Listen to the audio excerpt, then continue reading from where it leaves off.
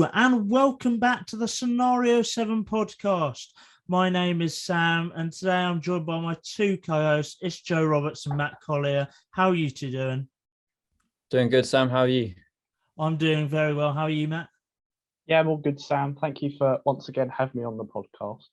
No worries, mate. And we're here for a Saudi Arabian Grand Prix preview. It's the penultimate race of the season, so plenty to get excited about. But first of all, we want to pay tribute to a man who very sadly passed away on Sunday, age 79, that being Sir Frank Williams. And this week, we don't have fond memories of Saudi Arabia as there's no this is the first race there, but we have fond memories. We're going to talk about some fond memories of Sir Frank, of course, the founder and former team principal at Williams. So, guys, what are your fond memories of Frank? And very sad to hear about his death this week. Matt, do you want to go first, or sure? I don't mind going first if you want me to. Yeah. You're the guest. Yeah. Okay. Frank Williams. He's always one of the most hardest working people in motorsport. I think he won 9 constructors championships with them. There's quite a famous quote that someone wrote down of he was asked to get fish and chips, but because of Williams's financial struggles, he ended up getting 2 spark plugs. Williams always struggled financially. But that didn't stop Sir Frank plugging away. He kept working really hard. One of his best friends tragically crashed the year after they were brought into the sport, but that didn't stop him from working hard and getting more championships. And then sadly in France, he ended up crashing and losing control, which broke his neck. But even then, just showing what a great character he was, he still had the determination to keep working hard and was back in motorsport. And he'll be massively missed. Yeah, it was completely agree with Matt. It was quite a shock, I think, to the F1 kind of world in a way that this is here in the news that he died. I think is even more shocking that they just given up the team, I think, a year and a half ago, to obviously the now owners. I think it's a US investment company. So it's quite sad. It was the longest, I think, independent run F1 team until that place. My fond memory of him was him going around the track. I think it was a couple of years ago. I can't remember. I think it was 2018 when Lewis Hamilton took him around Silverstone, I think in a Mercedes AMG. I think that I know it's a Sky show or Sky preview. I think it was of the Silverstone Grand Prix, but it kind of makes you think of how hard working, how much he loved the sport. As Matt said, how he's like a very working man, and he will. I think Russell and Latifi would say is that the family name will always be in Williams. I don't think the sport will allow Williams's name to get rid of. For example, like McLaren is still McLaren after Bruce McLaren died, I think. And yeah, it's a testament to how hardworking he was. He worked with amazing drivers like Ayrton Senna, Damon Hill, I think I can't remember, Nigel Mansell, and all. The Williams, I think, will stay for a long time, and hopefully in the coming years that Williams can turn to glory and kind of remember him by winning championships and winning races. Yeah, I really want to echo those words. He is one of the most influential British people in F1 history. I think that's fair to say. The founder of Williams, they won 9 constructors, 7 drivers' championships in the 80s and 90s, which is just incredible. He lived his dream. He just was a part of F1, even as Matt said, after his terrible injury that he suffered in France in 1986. He still remained really involved with the team. He was in a wheelchair since then, so he couldn't come to every race, but he'd stay in the factory working hard. The drivers that drove under him, as Joe said, are quite unbelievable. Alain Prost, another one, Jacques Villeneuve. So many fantastic drivers, with Villeneuve being the last time they won a championship with him winning the drivers in 1997. He lived and breathed F1. He is a true legend, and he will never be forgotten. And I do hope that they keep the Williams name forever, because he deserves it, and they need to. He needs to be in living memory because he is a legend. I think that's fair to say. Now, moving on to the preview of the Saudi Arabian Grand Prix, let's talk about the track, because it's a new track here in Jeddah, and it's a street circuit where they had to build the street. What do you guys think about this new track? It's for me. It's a Middle Eastern track. I think it's quite easy to describe that. I think as in playing on, because obviously it's on the F1 games now after the update. Obviously, there's problems with the difference between handling a model and actual driving is completely different. But I didn't particularly like it playing on the F1 games. But again, it's, as I said, it's not real life, so it could be completely different. I think if they, as in, I can't remember. I think it's Pat Simon. I think he said that it was fast flowing.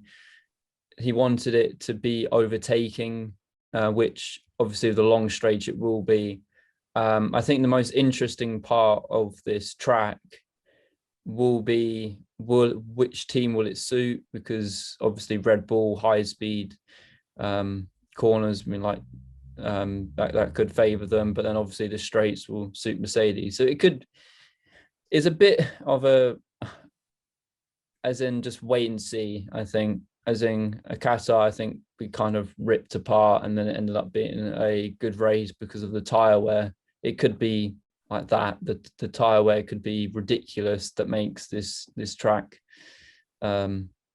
interesting, but also with the tight narrowness of the circuit, street circuit, it could cause a lot of crashes, more than Azerbaijan would. Yeah, Joe's covered a lot of important stuff there. It's a 6-kilometer track. It's 27 corners. The one thing I'm most interested to see is how the cars actually follow each other, and if there's actually room for overtaking, because there's quite a lot of narrow parts of the track. And as Joe said, there's going to be a lot of crashes, I reckon, throughout the weekend. I'm interested to see how the tyres go this weekend. I'm thinking back to Baku and those tyre failures. I feel like there might be some similar instances this weekend. Yeah, but all in all, I'm still looking forward to the race. Yeah, it's certainly going to be an interesting one. It is a very fast track. I'm pretty sure it's the fastest track on the calendar, with 79% at full throttle. That is obscene. That is absolutely ridiculous that 79% of the race will be done at full throttle. As you said, 27 corners, but only 14 will require the cars to ease off or brake. Again, it just shows this track is so quick. And Martin Brundle did a tweet, and I think he put it best. It's a track that will significantly reward the brave and the accurate. I think that's definitely a great way to put it, because you've got to be brave to make a move around this track. Not on the straights necessarily, but if you're going to try and make a move around one of those flowing corners, then you've got to have some cojones on you, because they are very, very fast. I do worry, to be honest. I do have worries about this track because of how fast it is. If there's going to be an accident, it's not going to be low key. It's going to be quite a big crash. You get that with a lot of these street circuits, but with this one done at such a fast speed, the marshals and the stewards have got to be on it. Otherwise, there could be a really bad collision. And I do worry about that and think that because it's the first time they're racing here, and B, because of its high speed, that stuff could happen. I really hope that nothing major happens, but it's definitely a worry for me. But now it's time to hand over to Robert for the return of our track guides using the F1 2021 game. Hello and welcome back to the Scenario 7 track guide. This is the brand new Jeddah circuit in Saudi Arabia, and it's the fastest street track ever. Coming in at 6.1 kilometers in length, it's also one of the longest on the calendar. It also takes the number 1 spot in terms of corners, 27 to be precise. The brake pedal might feel left out around here, as drivers will have to go flat out through almost 80% of the track. Turns 1 and 2 form this chicane, which is actually the slowest combination of turns in the entire lap. Position the car towards the outside wall for a good line into turn 4, easy on the brakes now during entry, and then ride the curb through turns 5, 6 and 7, engine braking into turns 8 and 9. And full power towards turn 13 on this first long straight line. This long left-hander marks the beginning of sector 2, which is just as quick as the first. Full throttle through turns 14, 15 and 16, then gently brake into turn 17 right now. As I said before, use as much curb as possible for the entirety of the lap. Curves will guide you here around Jeddah. I suspect we might see a few lockups here and there throughout the race, simply because it's so difficult to warm the brakes around here. Then another slight braking into turn 22 to begin the final sprint of the lap through sector 3. A long left-hander which combines turns 25 and 26 will take you to the final corner. You'll have to prepare to push that brake pedal hard now and take as much curb as possible on the exit of turn 27. You open the DRS and then across the line you go. And that's a lap of Jeddah. Thanks for that, Robert. Now time to give our general predictions. Give me 5 things that you expect to see over the course of the weekend. Okay. This is going to be red flag and it's probably safety car themed. Yeah, I think there'll be 3 safety cars in the race. Just due to the fact, as you said, Sam, it's going to be very dangerous and pinpoint accuracy. You'll need. I think there'll be also 3 red flags as well. Most of them I think will be in practice just because it's new and there'll be a lot of dust on the track, and we all know that the track needs to be green, that's sort of rubbered in. I think Hamilton will put a dent into Verstappen's lead going into the final round. I think there's going to be an impetus on the teammates for Mercedes and Red Bull. So I think one of the drivers will back the other one up. I don't really know which one. And the last one, I think the Haas drivers will crash just because of the nature of their car being very twitchy. For my general 5 predictions, I think Mercedes will qualify 1 and 2. For my second prediction, it's definitely one that's out there, but I think Sergio Perez will struggle in qualifying at this track. We've been to two new Grand Prix this year. He qualified P16 at Zandvoort and P11 at Qatar, so maybe he's not third time lucky. We'll have to wait and see. I think there'll be a red flag in qualifying. As Joe said, I think there's going to be a lot of red flags and safety cars.